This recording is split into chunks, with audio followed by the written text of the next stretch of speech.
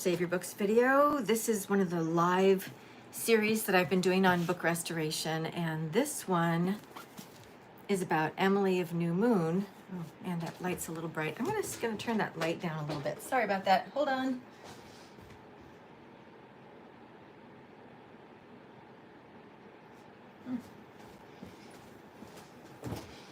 That's better.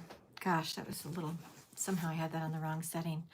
Anyway, if you haven't been here before, checking out my book restoration series, I'm Sophia Bogle, and I have my website is Save Your Books. And well, let's just get going because that's what we're here for. This book, I just ordered it from a shop in Canada, actually. This is where it came from. Livres et disques encore, books and records. And I did that through Abe Books, I found it. And it's not in the best shape. You can see here, the spine is, quite cracked almost all the way through, which we may decide to cut that, or we'll try and keep it together. I don't know, it's pretty bad. But the first thing whenever I have a case-bound book like this is I'm actually gonna take it apart and put the case to one side and look at the text block, and put the text block to one side and look at the case and see what's going on. Even from right now, just as I'm glancing at it, there's some, spots here on the edge. I may or may not decide to sand the edges to clean that up, but sometimes, especially with foxing, you just have to learn how to love it, because it is kind of a natural progression of decay that many books go through, and the process for kind of saving it from that is extensive. So, but I'm like, is that foxing or is it just a mess? And it's really speckly. It's like somebody had their coffee and they just splattered it on there. I'm noticing that the sewing is very loose. So you can see the cracks all the way through the text block here. I'm noticing a little bit of like page stuff I need to do. That's just folded. And let's see what else is going on. There's, some more of that foxing. I mean, it's not schmutz. It's not gonna just scrape off. Or a stain. Hard to tell the difference really. Okay. Oh, yeah. Hi, Okami Rose. This is going to be saved. This is on my YouTube channel. I have so if you look at live, or if you look at my, I'll be putting this into a, oh gosh, what's it called? The little series thing. So you can watch it all together as they come out. I just finished the Nutshell Library, and that had 6 episodes, and they're all available on the YouTube channel, which, by the way, you are now able to become a member of the YouTube channel. This is brand new. I didn't know I could even do this. And what I've decided for the perk, the main perk for my YouTube channel members, is that I'm going to do a once a month live stream video like this, where people can just ask me questions about their books, and I'll show you what else I'm up to in the studio. I'm working on this cool leather book right now that isn't on here. So things like that. So that's what the membership benefits are. It's $5.99 for a month, and you get to come meet me in my studio once a month. I say, buy me a cup of coffee and meet me for some Q&A. That's what we're trying to do. Just another way for me to reach out and help people who are having book restoration questions. So anyway, I'm going to actually point the camera down so that I can, fiddle with the book some more. It's kind of hard to look at it while it's up in the air like this. So follow me. I'm going to make the camera go down.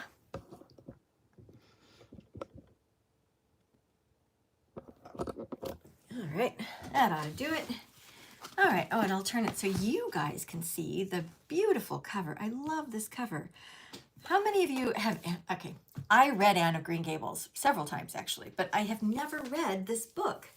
I'm kind of saving it as a treat for after I've restored it. And I'm just curious, do you prefer Emily of New Moon or Anne of Green Gables? So let me know in the comments if you have any opinion one way or the other. And meanwhile, let's see. So I'm looking at this. Oh, there's a little chip out of the page. That's not ideal. May mind up, you know, filling that in just to have it be more solid. There are lots of little cracks. I mean, the old glue, the animal glue that was used to make a book like this on the original spine is releasing. It's letting go, and that's what's causing the looseness here. Oh, and this page is out. So there we go. What else is going on? Oh, and this page is out. Look at that. That page needs to be repaired. I'm just like, and this is, I'm hoping that this little bit of extra paper here goes to this page and not indicates a missing book. But I'm seeing 290, 291.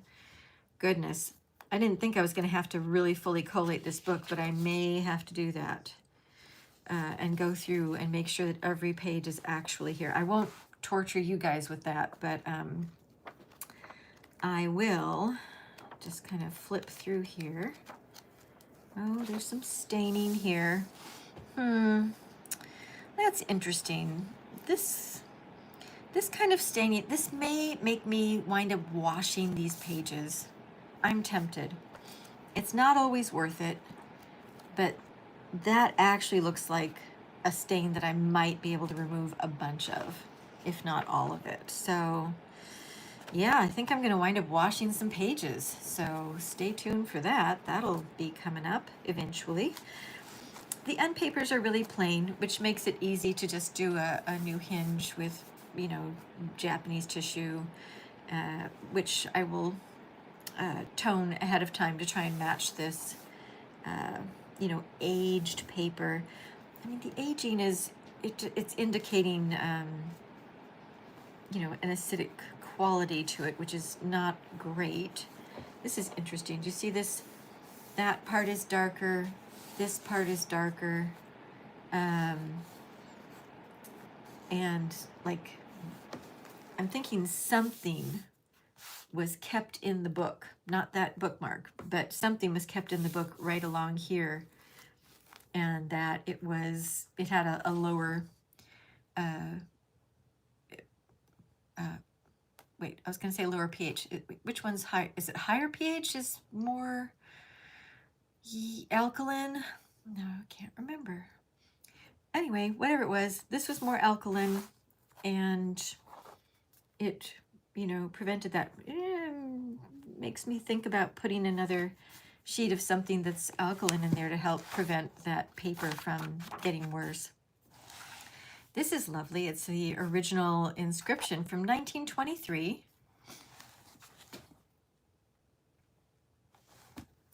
It's, I'm going to turn around to see me.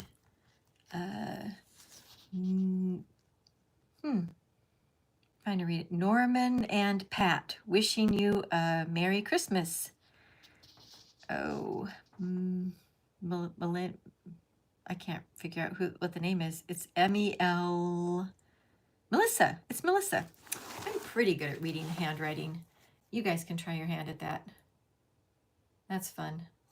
That's the Melissa part right there. Anyway, 1923. Super cool. All right, Emily of New Moon. And then we'll just go like this again. I love this frontispiece. This is so gorgeous.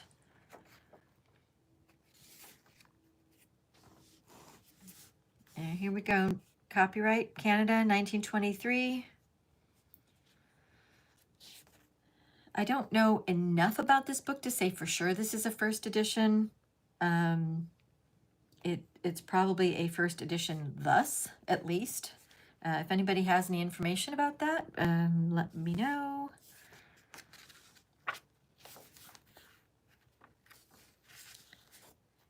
And yeah, I'm gonna start by cutting the cover off of the book so that I can get into it. Let's see. So these end sheets are tipped on typically, and so I should be able to pop that off. It's pretty well attached right now. If I tug on that, it's not releasing. I may lose a little bit of that, but it's this plain paper, so I'm like, if I lose a little bit, won't be the end of the world. So you just get a straight edge of some kind, and I'm gonna try and just gently tug that off and see what happens. You have to hold this down and gently tug. Oh, look at that. Oh my gosh, it popped right off. Caught that on camera. That was nice. So now you can see this is one whole page, and it has exposed the mole. I'll hold that up a little closer so you can see. There's the mole just lurking there. And you could take, you know, a box cutter, X-Acto knife kind of a thing, and cut that, which is fine. I've got my book repair knife, which I like. It's, you know, kind of shaped like a fingertip, and it's rounded. I feel safer with it, like I'm not going to poke a hole through something. I'm just going to use that to gently, hopefully just cut just those little fibers of mole.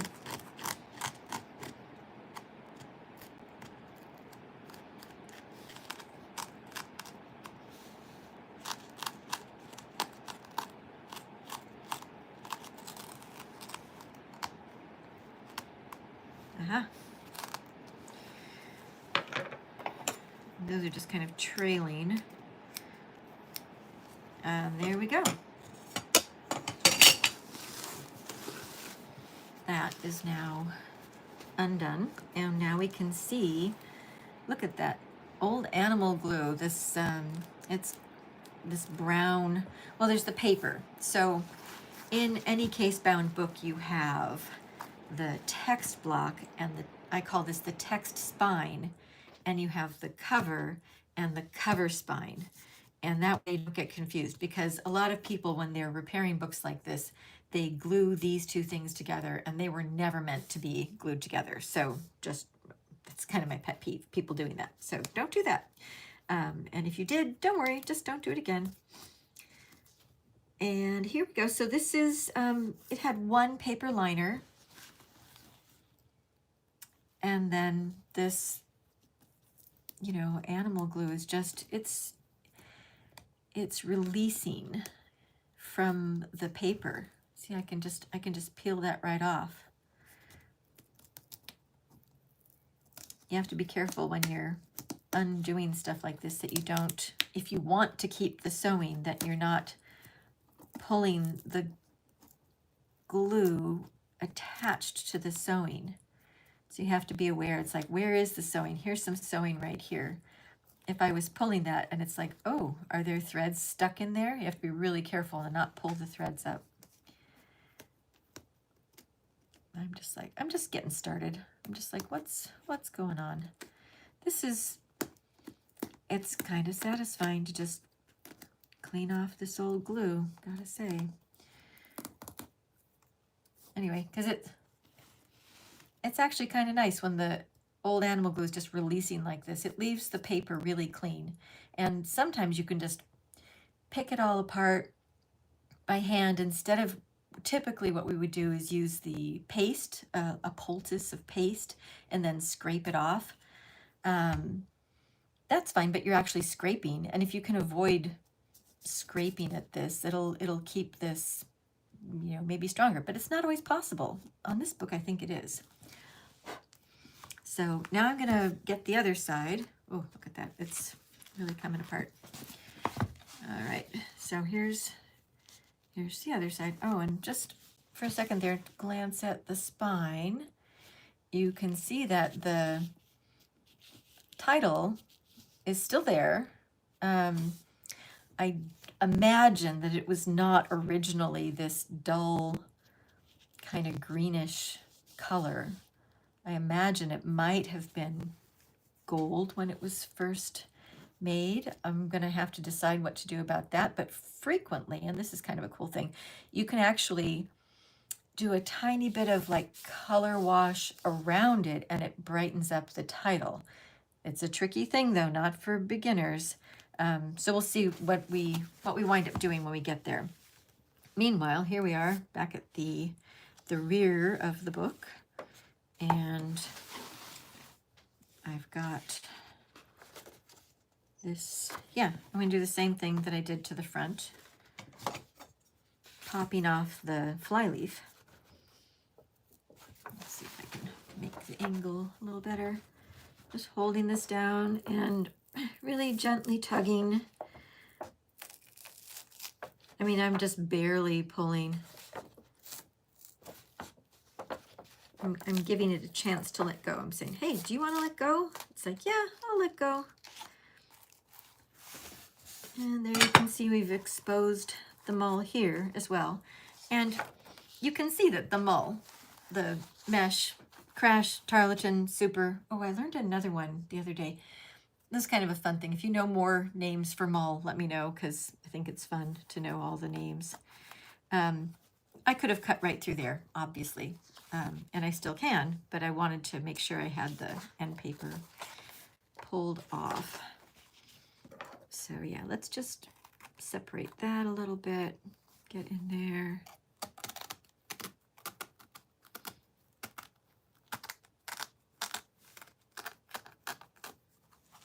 Okay. And because that came off, that's actually nice. I like to keep the end sheets separated from the text block and with the cover until I'm ready to put them back on. So there we go. I have my two pieces. I have my cover with the end sheets.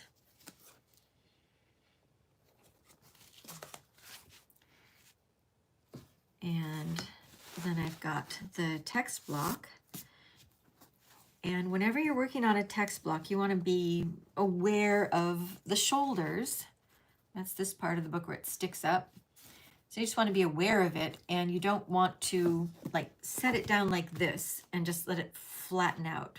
It won't happen immediately, but you do want to have a board underneath it. So I'm going to slide it to the edge and let this board support the shoulders so that the book is, you know, kept in a better situation.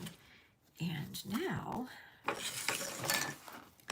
well, yeah, actually, I think what I'm going to do is I'm going to get two boards. I'm going to put this in a press, and I'm going to begin to remove all of this, and that'll be nice. Oh, there's a tiny little bit of writing. Binderies use a lot of print shop waste when they are, you know, creating books, and here you can see a tiny little number, which I'm not going to save that. Nobody needs that, but they're just a thing to notice. And now, hey, it's on camera.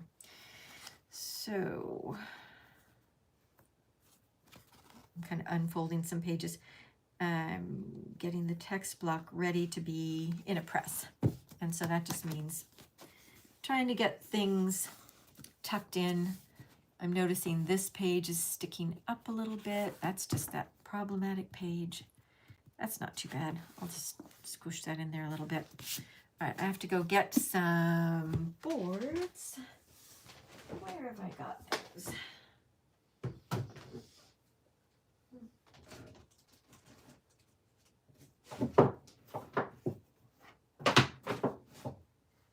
And I've got my press. All right, let's see. I'm gonna keep the cover on this. I'm going to set that aside. And this is my little, you know, kind of finishing press that I've got. Get that opened up. It's literally just, you know, two boards with a great big dowels, screw dowel things going through there.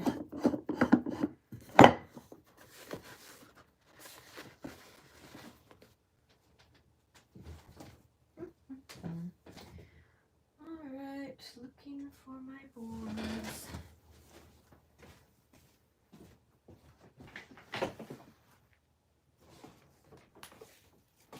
There we go.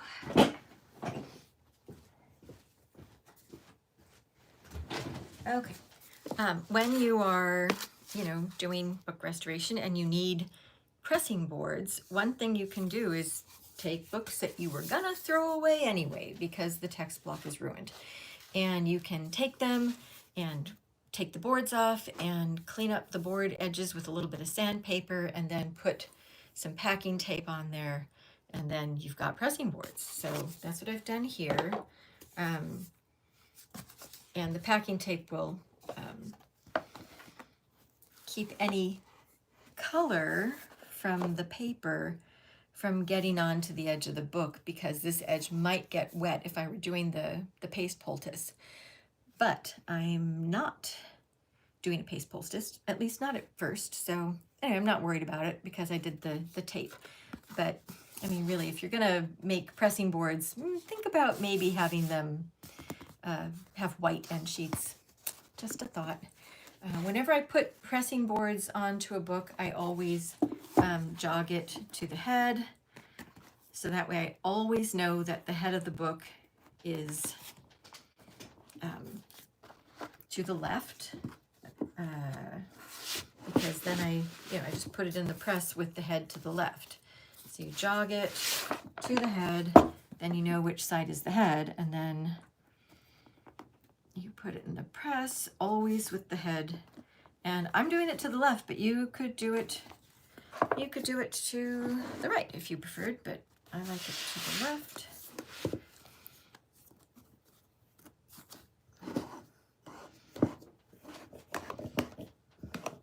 Yeah, I've got it in here a little high. There's probably 2 inches right here. I could raise this up with some bricks and then drop it down a little bit. But that would mean I'd have to redo the whole camera angle thing here. So I'm not gonna bother right now.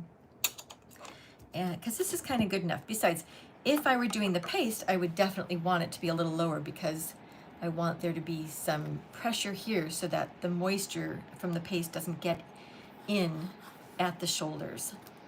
Like I said, I'm just going to do a tiny little bit of this with you guys, and then I think we'll call it a day. I'm just going to get rid of some of this old glue. I'm going to see how easy it is to get off, because I might get a little bit of this off and go, oh, I'm just going to do paste for the rest of this.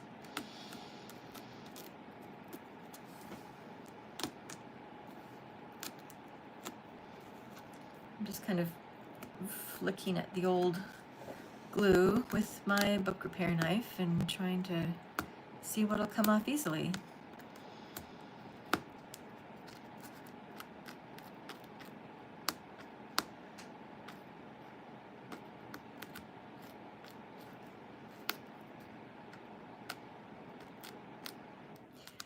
By the way, if I miss anybody's comments, because I'm looking down, I will get back to them later. I'll come back and make responsive comments.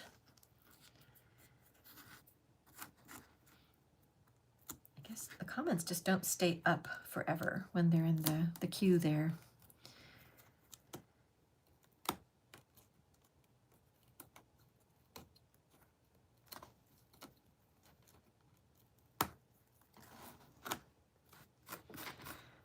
So that came off pretty nicely. There is a little bit of damage. I don't know if you can see that. I'll try and bring that a little closer. To the back of the signatures. It's not, picking it off like this isn't perfect. I don't know if I'm causing the damage or if just the glue releasing is causing the damage. Yeah, you just do little bits of this.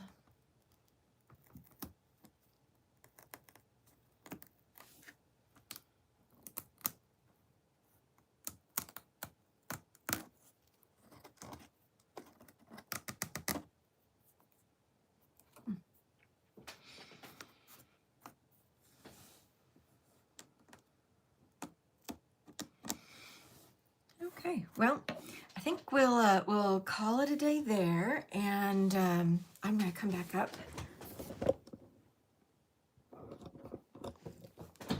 Hello. So yeah, this is gonna be really fun. Emily of New Moon, and once again, you can join my brand new YouTube membership thing, and then I would see you. I think I said I'm going to do it the first Thursday of the month at 10 o'clock Pacific time. At least that's what I'm going to try out at first. I know some people are at work. That's not a great time. So who knows? Maybe we'll change it. But meanwhile, yeah, thanks for watching.